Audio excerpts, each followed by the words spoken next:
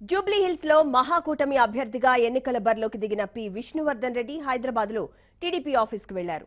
ఎన్టీఆర్ విగ్రహానికి పూలమాలలు వేసి నివాళులర్పించారు.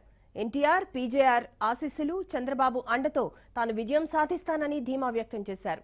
కాంగ్రెస్ అభ్యర్థి టీడీపీ ఆఫీస్ కు రావడంతో ఇరు పార్టీల శ్రేణుల్లోనూ సందడి నెలకొంది.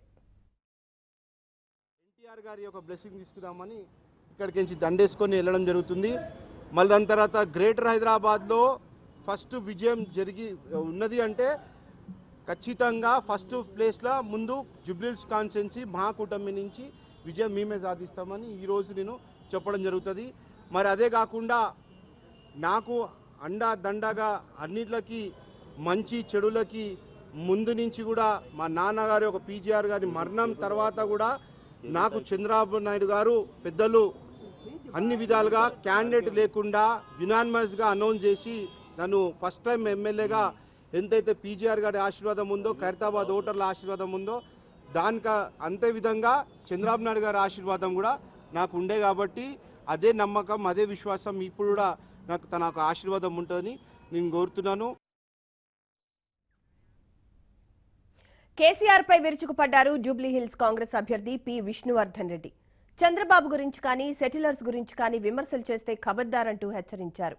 ఆంధ్ర, తెలంగాణ రాష్ట్రాలు పాకిస్తాన్, ఇండియా కావని అన్నారు. గుజరాత్, పంజాబ్, రాజస్థాన్ నేతలు పెత్తనం చేస్తూ ఉంటే చంద్రబాబును కేసీఆర్ విమర్శించడమేంటంటూ మండిపడ్డారు విష్ణువర్ధన్ రెడ్డి. ఎక్కడికించో రాజస్థాన్ నుంచి, గుజరాత్ నుంచి, పంజాబ్ నుంచి వచ్చి ఈరోజు హైదరాబాద్ మీద, మన తెలుగు రాష్ట్రాల మీద డామినేట్ చేస్తూ ఉంటారు. పంజాబ్ నుంచి, రాజస్థాన్ నుంచి వేరే వేరేలో వచ్చి మన తెలుగు రాష్ట్రాలు రెండు రాష్ట్రాలు, ఏ పాకిస్తాన్, ఇండియా కాదు. ఇది ఆంధ్ర, తెలంగాణ రెండు తెలుగు రాష్ట్రాలు. మన మీద వేరే డామినేట్ చేసే బదులు చంద్రబాబు నాయుడు గారు ఏదో పాకిస్తాన్ ఏజెంట్ లాగానో లేకపోతే ఆఫ్ఘనిస్తాన్ ఏజెంట్ లాగానో కేసీఆర్ చెప్తున్నాడు. ఏమన్నా సెటిలర్స్ గురించి అయినా కానీ, చంద్రబాబు నాయుడు గురించి కానీ, మా కాంగ్రెస్, మా ఉత్తమ్ కుమార్ రెడ్డి గారి గురించి ఏమన్నా మాట్లాడితే ఖబర్దార్ అని కేసీఆర్ చెప్తున్నాము. మళ్ళీ రాబోయే రోజుల్లో తప్పకుండా పబ్లిక్ కూడా వీళ్ళకి బుద్ధి చెప్తుందని నేను చెప్తున్నాను, మనం చేస్తున్నాను.